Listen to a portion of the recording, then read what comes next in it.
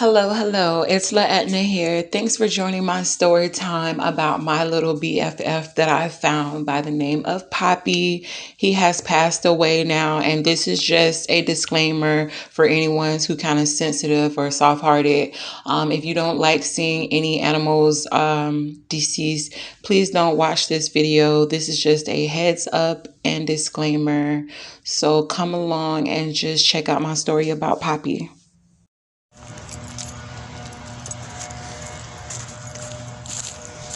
Dad, where you put it at? I want to bury it, Daddy. So that kitty that was living up under my house, and it was two of them and their mom, and I think they were probably born up under my house. And they're dead now. One of them anyways, I think he got hit by a car.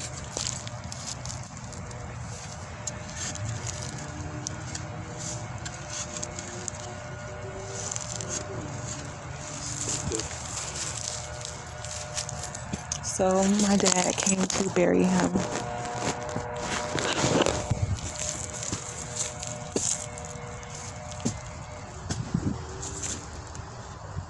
And both of them, they were a lot smaller. He's still kind of small. He's just really fluffy. It was just two of them, and they were the cutest things when I first seen them. But they wouldn't let me get close to them. But I knew they were living up under the house. I used to hear them before I seen them. So I was glad to know that it was them and not the boogeyman. My daddy say, throw it in, he said he was about to throw it across the gate. He said, but you say you want to bury it. Yes, Daddy, bury the kitten for me. And it was just dead in the yard. Like, I wonder where his mom is. Like, I always see the mom. I see the mom more than the kittens. It's a terrible thing.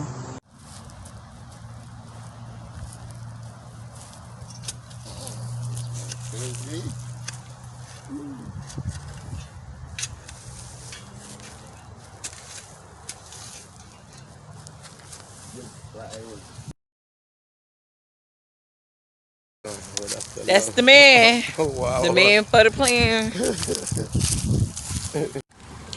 Me out here early in the AM, freaking opening up a can of tuna for the mama kitten over there.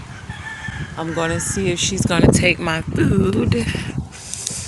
I don't have no cat food, but ever since her baby has died, she's been coming around more, and it looks like she's pregnant again. So, and I know she's still living up under my house. Let's see if she takes it. Hey, mama. Oh, she's going back up under the house. It's okay, I'm just bringing you some food.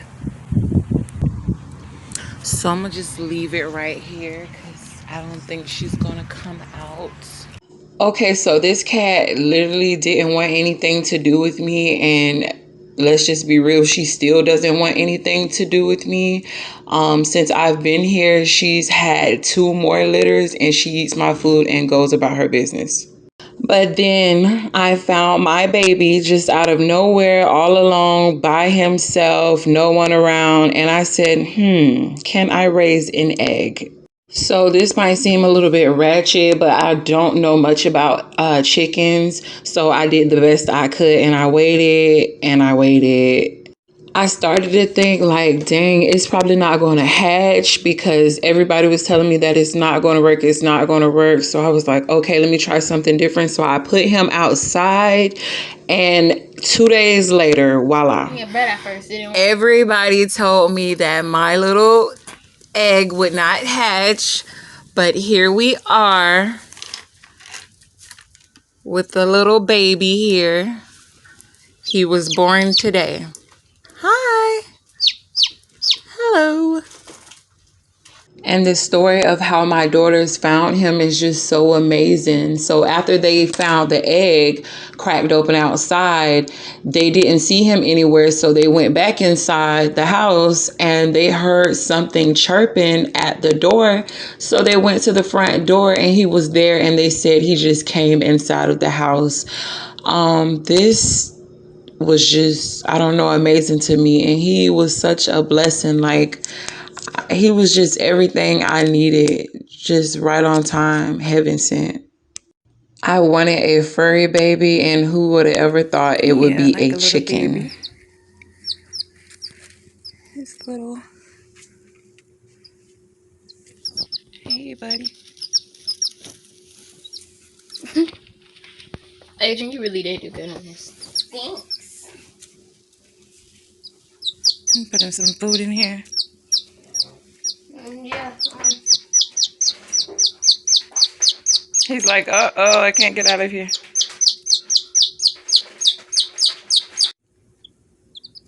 This guy. I just woke him up because I turned on the light. Let me turn it off.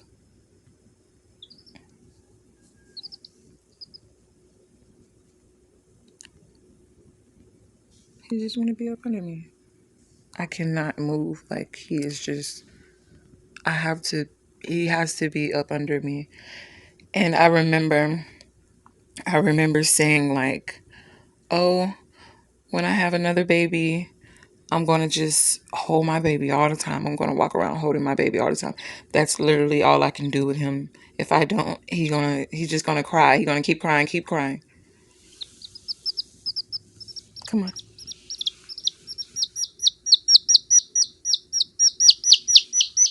Look, he's getting louder and louder. Here, get in your own bed.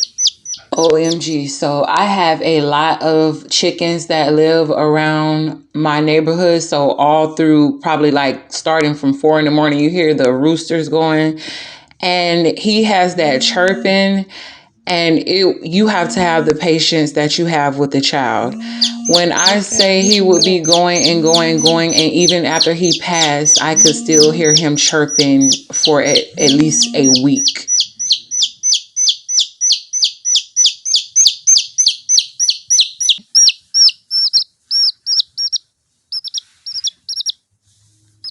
Trying to get your leg up.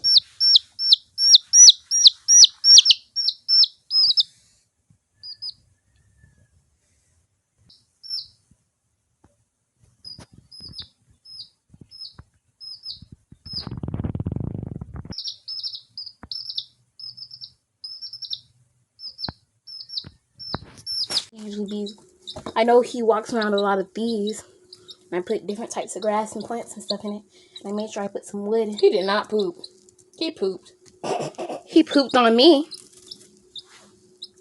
Yeah, I was sitting on the toilet using the bathroom. He decides to jump on me and get in my lap. I sat him there for a little while. He pooped on me and peed.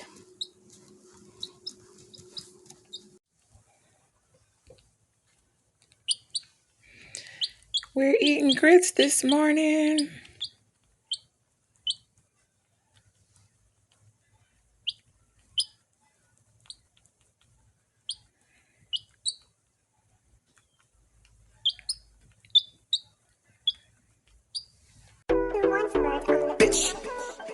Corvette, hop in a motherfucking jet like that. Him and that, him and that like that. They were like, Pop, why you all like that? Why you talk like that? Why you all like that?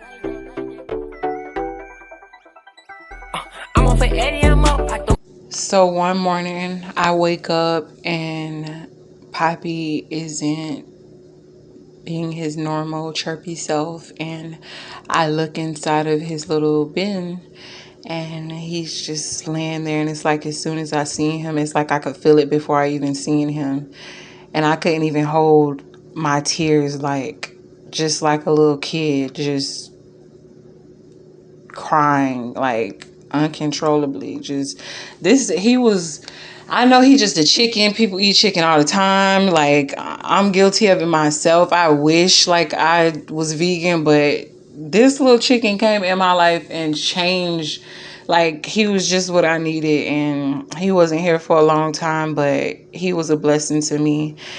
The twins were out of town when Poppy passed away, so they didn't find out until they came back, and they were really sad and broken as well. And when they found out, they didn't know where he was or where his stuff was. It just was like a sad reality check. I couldn't even bring myself to tell them. Um, if you have any stories of your own that's similar, leave it down in the comments, and like if you cared. Thank you guys for watching and listening to my story time.